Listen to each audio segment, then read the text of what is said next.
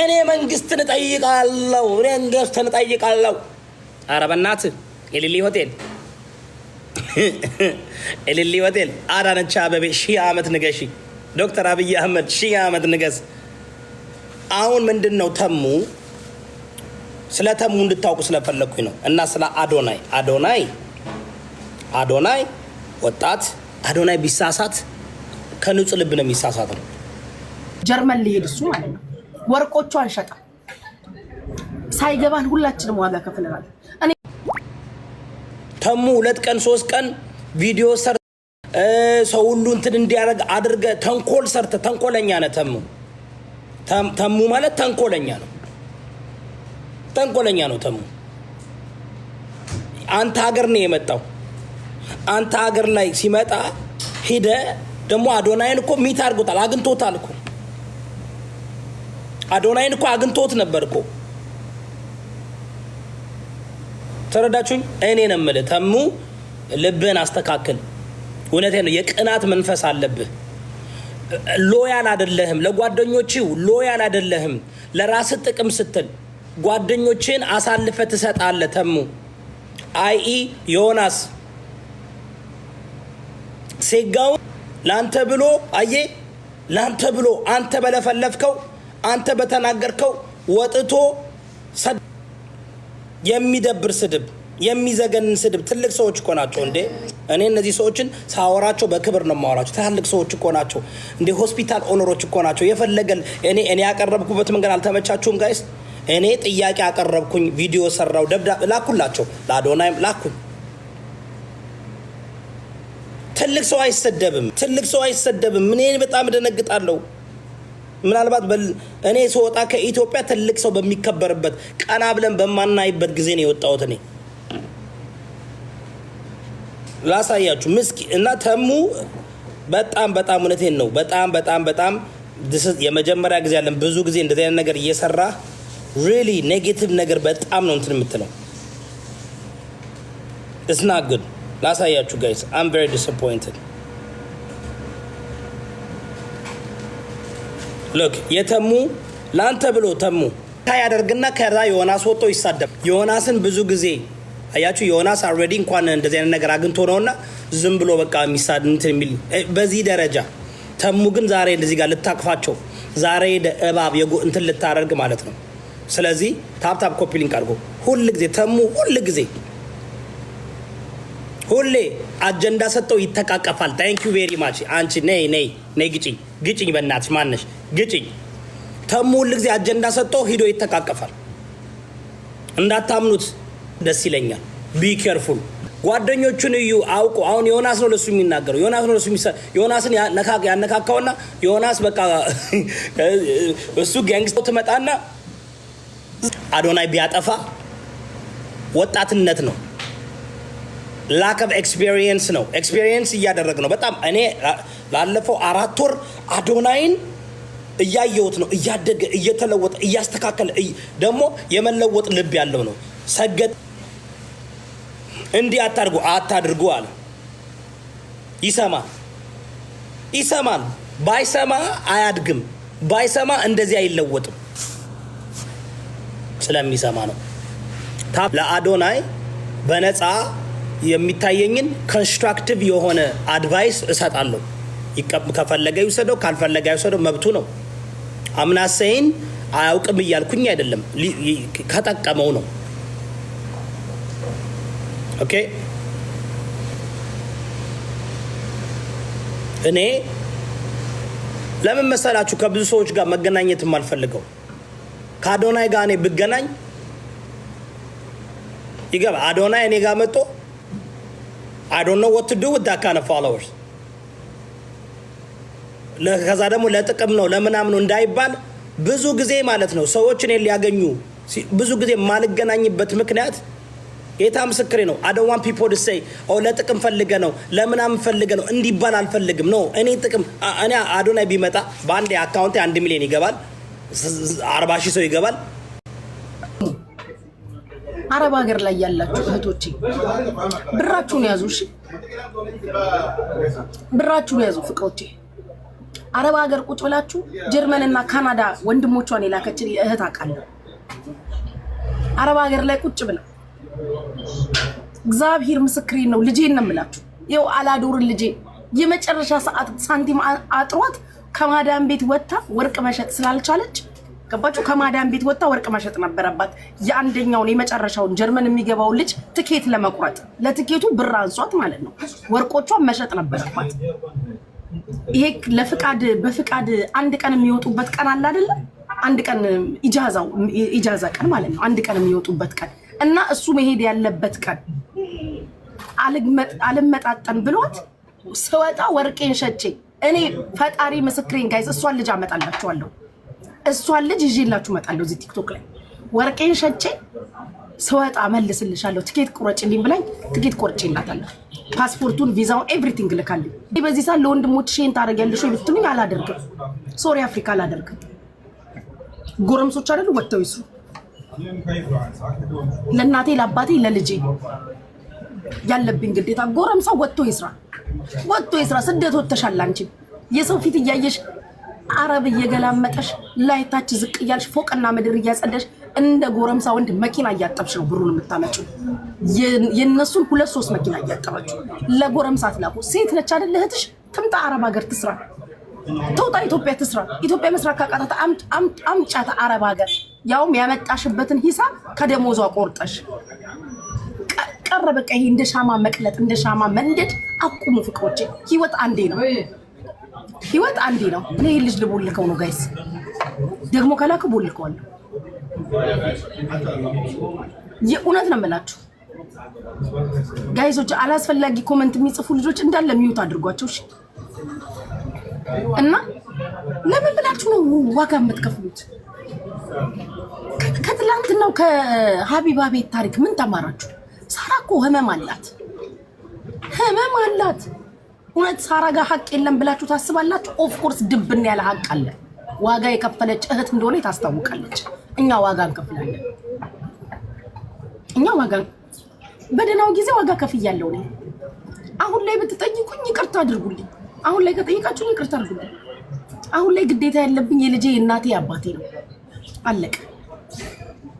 ይሄን ነው የምነግራችሁ።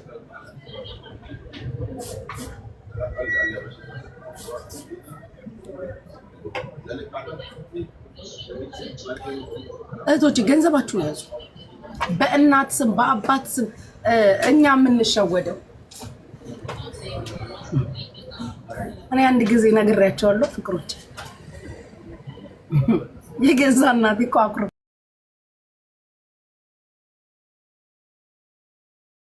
አኩርፋኛለች። ይሄ ኖርማል ወሬ ስለሆነ ልንገራችሁ።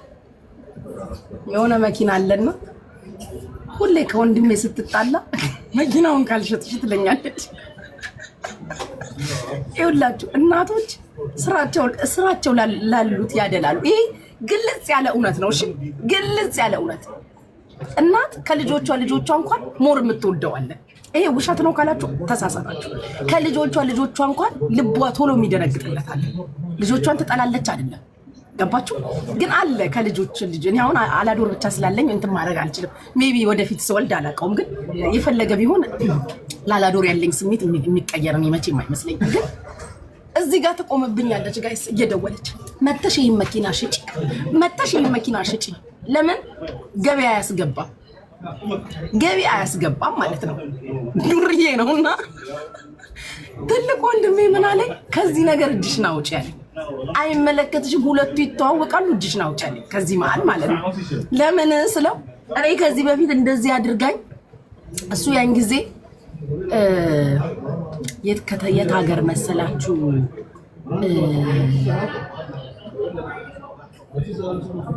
እዛ ወደ ሐመር አካባቢ ሰል ይዞላት ሲመጣል አንዴ የሆነ ነገር ይዞ ሲመጣል አንድ ግልብጥ አትልም።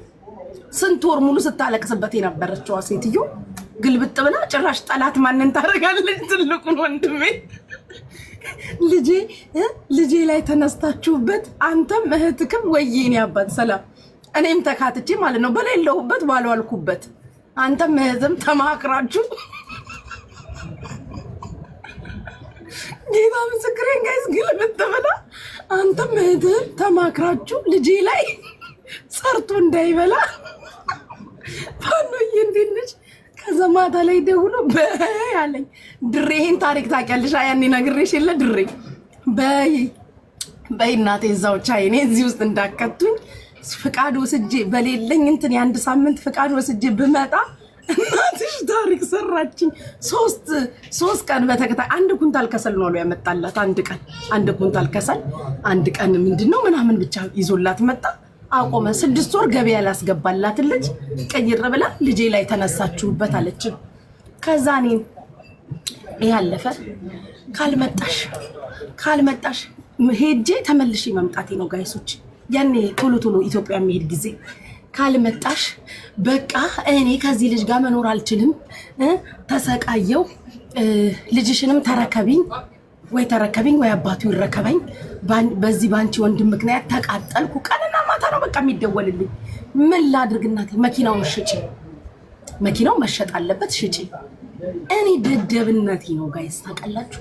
የኔ ጅልነት ቀፎ እንደኔ ቀፎ እዚህ ምድር ላይ የለም ታውቃላችሁ። እንደኔ ቀፎ ተፈጥሮ ታይቶም ተሰምቶም አይታወቅም። እኔ ምን ቤት ነኝ? ከዱባይ ተነስቼ ኢትዮጵያ ድረስ የደደብነቴ ድንቁርና የጥግ መኪናው ያለው በራሷ ስም እግዚአብሔር ያሳያችሁ። መኪና ያለው በራሷ ስም ነይ ሽጪ ትለኛለች። እኔ መሸጥ ብትፈልግ እኮ ራሷ መሸጥ ትችላለች። መኪናው በራሷ ስም ነው ቁጭ ያለው። ምን አስኬደኝ? እኔ ምን ቤት ነኝ? እስኪ ዝም ብላችሁ ራሱ ስታስቡት ምን ልሰራ ነው ሄድኩት? እኔ ምንድን ነኝ? እኔ ድሬ ያኔ እዛ ከደረስኩ በላይ የተነሳው ረብሻ ታስታውሻለሽ? አይ ድብልቅልቁ ጊዜ ምን አስኬደኝ? መኪናው እኮ በስሟ እኮ ነው፣ በኔ ስም እኮ አይደለም ሲጀመር። ከዛ እሺ ብዬ ልክ እንደ ባለ ንብረት ሄድኩኝ ሳምንት 10 ቀን ምናምን። ከዛ ድሬ አልኳት ደውዬ መኪናው ይሸጥ፣ ሰላሜን አጣው፣ ተበጠበጥኩ፣ አላስቀምጥ ብላኝ ነው የመጣሁት። አሁን ስመጣ ድባባቸው ሰላም ነው እናቴ ምናምን ይላል እሱ። ጎረምሳው መጣክ ምናምን ትላለች። እኔ 24 ሰዓት ስታለቅስብኝ የነበረችው ሴትዮ እንዴ ይሄ ነገር ምንድነው አልኩኝ፣ ግራ ገብቶኝ። ለምን መጣሁ? እኔ ምንም ጉዳይ የለኝም እኮ ለዚህ ነው የሄድኩት። ከዛ እናቴ አልኳትኝ ይሄ ነገር ይሸጥ ብለሻል፣ ይሸጥና አንቺም ሰላምሽን አግኝ፣ በየጊዜው ትራፊክም እያያዘው በቃ ብዙ ነገር ነው የምትነግረኝ። ገባችሁ? ያው ብዙ እዚህ ጋር ማውራት አልፈልግምና እንደዚህ ከምትሰቃይ ትራፊክ ይዞት እንደዚህ 1000 ብር ከፈልኩ ትለኛለች፣ የሆነ ነገር እሺ እንደዚህ ከፈልኩ ምናምን ስለምትለኝ በቃ አንቺም ሰላምሽን አግኝ፣ እሱም ቢፈልግ እንደ ድሮ እንትን ምንድነው ስሙ ወይ ገራዡ ወይ የሆነ ነገሩ ገብቶ ይስራ ምናምን አልኳትኝ። ከዛ እሺ ያለች 2 ቀን አልቆየች፣ እኔ ላይ ዞረችብኛ። እኔ ላይ ልጄን መኪናውን ነጥቀሽ ሸጠሽ አለችኝ። ልጄን ከጓደኞቹ በታችን ልታደርጊው። ራሷ የጠራችን ግለሰብ እሱ ላይ ሲሆን ትተጋገዛላችሁ፣ ከውጭ የተወለደ ልጅ አስመሰላችሁት። እሱ ላይ ሲሆን ትበረታላችሁ።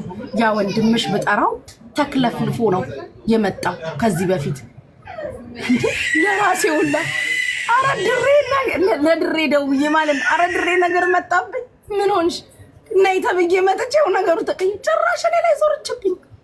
ምን ይጠቅምሻል አንቺ? ምን አተሽ ነው ይሄን መኪና ለመሸጥ ከዛ ድረስ ተሳፍረሽ?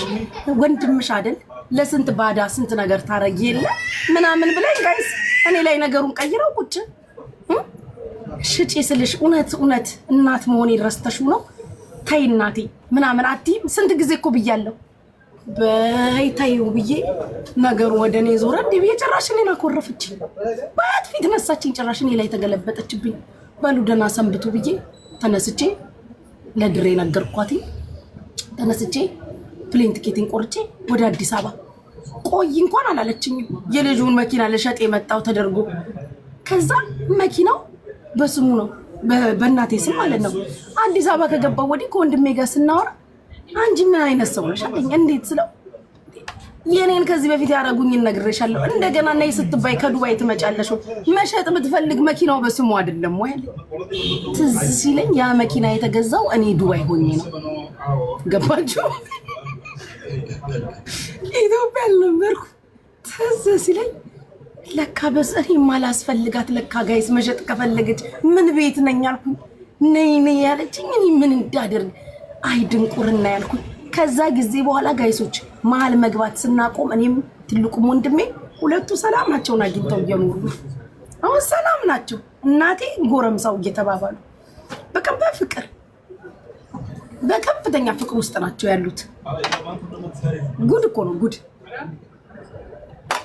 እና ቤተሰብ ይሄን ያነሳው በምክንያት ምን እንደሆነ ታውቃለች ፍቅሮቼ? ቤተሰብ በብዙ መልኩ ቤት ባለ ልጅ ይሸወዳል። ገባችሁ? ፈልገው ሊያጠቋችሁ ወይ ብራችሁ መበተን ፈልገው ሳይሆን እኛ አረብ ሀገር ሆነን ሰርተን የምንለካውን ብር ቤት ያለው ወንድም ቤት ያለችው እህት ስራ ከሌላት እስቲቺን ብር አንስቺ ቢዝነስ ይጀምሩ ብለው በክፋት እኮ አይደለም። የእናትን ሆድ ታቆታላችሁ። እስኪ ይሄንን እንስጠውና